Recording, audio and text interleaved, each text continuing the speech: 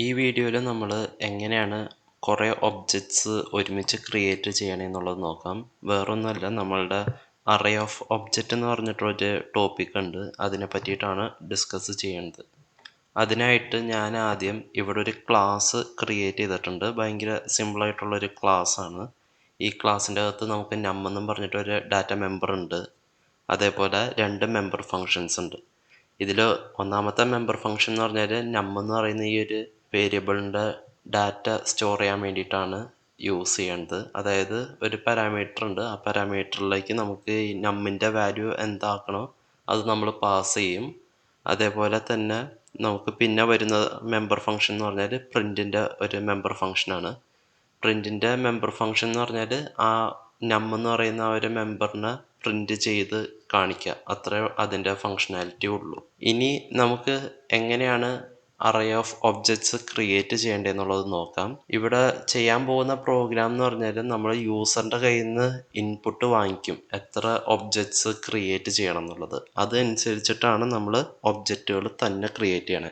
ഇത്രയും നാൾ നമ്മൾ ചെയ്തുകൊണ്ടിരുന്നത് എന്താണെന്ന് വെച്ചാൽ, ഇപ്പോൾ കോംപ്ലക്സ് നമ്പേഴ്സിലൊക്കെ ആണെങ്കിൽ 2 നമ്പേഴ്സ് നമുക്ക് ആഡ് ചെയ്യണമെങ്കിൽ നമ്മൾ 2 കോംപ്ലക്സ് ഒബ്ജക്ട്സ് ക്രിയേറ്റ് ചെയ്യുമായിരുന്നു. പക്ഷേ ഈ പ്രാവശ്യം എന്ന് പറഞ്ഞാൽ യൂസർ ഡൈനാമിക് ആയിട്ടാണ് ക്രിയേറ്റ് ചെയ്യണത്. അതായത് യൂസ് ചെയ്യുന്ന ആൾ എത്രണ്ണം വേണമെന്ന് പറയുന്നോ അത്ര ഒബ്ജക്ട്സ് ക്രിയേറ്റ് ചെയ്യും. ഇതിനാദ്യം തന്നെ നമുക്ക് വേണ്ടതെന്ന് പറഞ്ഞാൽ നമുക്കൊരു വേരിയബിൾ ക്രിയേറ്റ് ചെയ്യാം.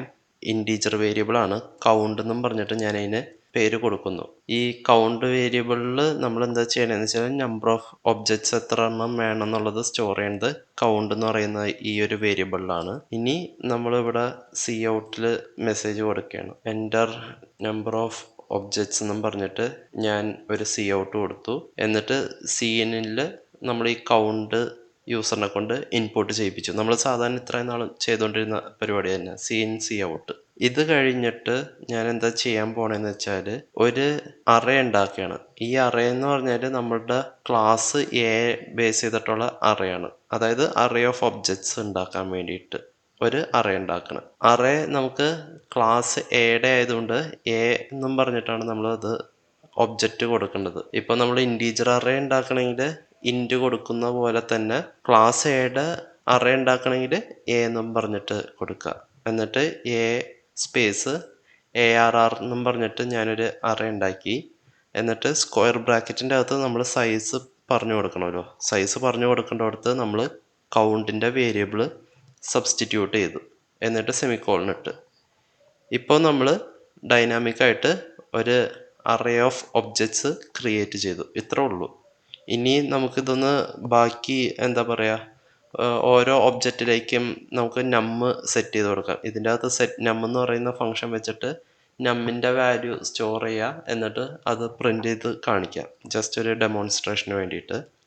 അതിന് നമ്മളെന്താ ചെയ്യേണ്ടതെന്ന് വെച്ചാൽ, നമ്മൾ സാധാരണ ഇൻറ്റീജർ അറേ ഒക്കെ ഫോർ ലൂപ്പ് വെച്ചിട്ടാണല്ലോ ആക്സസ് ഒക്കെ ചെയ്തുകൊണ്ടിരുന്നത്. അതായത് നമ്പർ സ്റ്റോർ ചെയ്യുകയും അതേപോലെ റിട്രീവ് ചെയ്യുകയൊക്കെ ചെയ്തത്. സെയിം പ്രോസസ്സ് തന്നെ ഇവിടെ നമ്മൾ യൂസ് ചെയ്യുന്നു. പ്രത്യേകിച്ച് വ്യത്യാസങ്ങളൊന്നുമില്ല. ആ അറേയുടെ ഫോർ ലൂപ്പ് പോലെ തന്നെ ഫോർ എന്ന് ടൈപ്പ് ചെയ്യുക, ബ്രാക്കറ്റിൻ്റെ അകത്ത് ഇൻറ്റ് i = 0.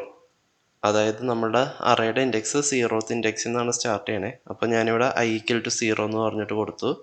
i < കൗണ്ട് എന്നും പറഞ്ഞിട്ട് സെക്കൻഡ് നമ്മൾ കണ്ടീഷൻ സ്പെസിഫൈ ചെയ്ത് i ഇൻക്രിമെൻ്റ് ചെയ്ത് കൊടുത്തിട്ടുണ്ട്. ഇനി ഫോർ ലൂപ്പിൻ്റെ ബോഡി ഓപ്പൺ ചെയ്യാണ്. ഇതിൻ്റെ അകത്ത് നമുക്ക് എന്താ ചെയ്യേണ്ടതെന്ന് വെച്ചാൽ, നമുക്ക് ഈ ഫോർ ലൂപ്പിന് പുറത്തായിട്ട് ഒരു ഇൻറ്റീജർ ക്രിയേറ്റ് ചെയ്യാം. അതായത് ഇൻറ്റ് നം എന്നും പറഞ്ഞിട്ട് നം = 0 എന്നും പറഞ്ഞിട്ട് ഞാൻ പറഞ്ഞാൽ ക്രിയേറ്റ് ചെയ്തു. ഇതെന്തിനാന്ന് വെച്ചാൽ, നമ്മൾ ഓരോ പ്രാവശ്യം ഈ യൂസറിൻ്റെ അടുത്ത് ചോദിക്കുകയാണ് ഈ നമ്മിൻ്റെ ഓരോ ഒബ്ജക്റ്റിൻ്റെയും നമ്പിൻ്റെ വാല്യൂ എന്തായിരിക്കും കൊടുക്കേണ്ടതെന്നുള്ളതാണ് ഫോർ ലൂപ്പിൽ ചോദിക്കണേ. അപ്പോൾ ആ യൂസർ ഇൻപുട്ട് ചെയ്യുന്ന നം സ്റ്റോർ ചെയ്യാൻ വേണ്ടിയിട്ടുള്ള ഒരു ഇൻറ്റീജറാണ് ഇവിടെ നം എന്നും പറഞ്ഞിട്ട് ഞാൻ പുതിയത് ക്രിയേറ്റ് ചെയ്തിട്ടുള്ളത്. ഇനി തിരിച്ച് ഫോർ ലൂപ്പിൻ്റെ അകത്ത് ഞാൻ ടൈപ്പ് ചെയ്യാണ്, എൻ്റർ നം ഫോർ ന്യൂ ഒബ്ജക്റ്റ് എന്നും പറഞ്ഞിട്ട് OBJ എന്നും പറഞ്ഞിട്ട് ഞാൻ നിർത്തുകയാണ്.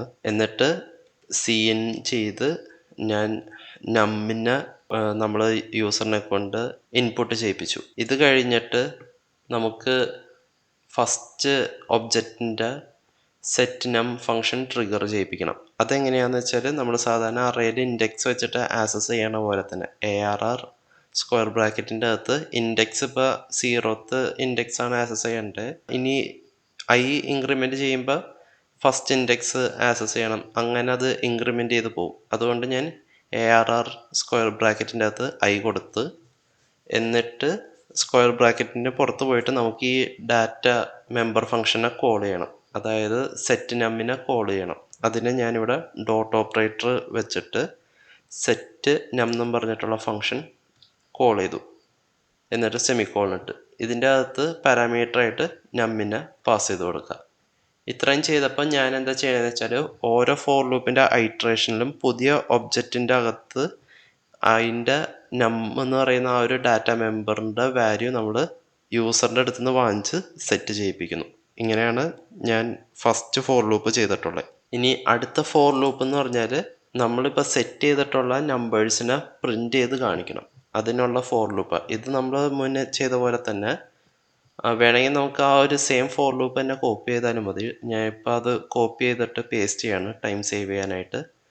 എന്നിട്ട് ഇതിൻ്റെ അകത്ത് നമ്മൾ ഫോർ ലൂപ്പിൻ്റെ അകത്ത് കോപ്പി പേസ്റ്റ് ചെയ്തുകൊണ്ട് ഫോർ ലൂപ്പിൻ്റെ അകത്തുള്ള എല്ലാ സാധനങ്ങളും എടുത്തു കളഞ്ഞു. എന്നിട്ട് നമ്മൾ എന്ത് ചെയ്യണം, നമ്പർ പ്രിൻ്റ് ചെയ്യിപ്പിക്കാൻ പ്രിൻ്റ് ഫംഗ്ഷൻ ഉണ്ട് ക്ലാസ് എയുടെ അകത്ത്. അതിനെ ഓരോ ഒബ്ജക്റ്റ് ബേസിസിൽ കോൾ ചെയ്യണം. അതിനായിട്ട് ഞാൻ ARR സ്ക്വയർ ബ്രാക്കറ്റിൻ്റെ അകത്ത് I കൊടുത്തു. അപ്പോൾ ഓരോ ഇൻഡെക്സ് നമുക്ക് ഓരോ ഐട്രേഷനിൽ ആക്സസ് ചെയ്യാൻ കിട്ടും. എന്നിട്ട് ഡോട്ട് പ്രിൻ്റ് എന്നും പറഞ്ഞിട്ട് ഞാൻ ആ ഫംഗ്ഷൻ കോൾ ചെയ്തു. എന്നിട്ട് സെമിക്കോളൻ ഇട്ട്. ഇനി ഇത് റൺ ചെയ്യുമ്പോൾ നമ്മളോട് പ്രോഗ്രാം ചോദിക്കുക എത്ര ഒബ്ജക്റ്റ് ക്രിയേറ്റ് ചെയ്യണമെന്ന്. ഇപ്പോൾ ഇവിടെ നിങ്ങൾ 5 ഒബ്ജക്റ്റ് ക്രിയേറ്റ് ആണ് എന്ന് പറഞ്ഞാൽ അത് ഓട്ടോമാറ്റിക്കായിട്ട് 5 ഒബ്ജക്റ്റ് ക്രിയേറ്റ് ചെയ്യും. 2 ഒബ്ജക്റ്റ് ക്രിയേറ്റ് ചെയ്യണമെന്ന് പറഞ്ഞാൽ 2 ഒബ്ജക്റ്റ് ക്രിയേറ്റ് ചെയ്യും. ഞാനിപ്പോൾ ഇവിടെ 2 ഒബ്ജക്റ്റ് ക്രിയേറ്റ് ചെയ്താൽ മതി എന്നും പറഞ്ഞ് കൊടുക്കുവാണ്.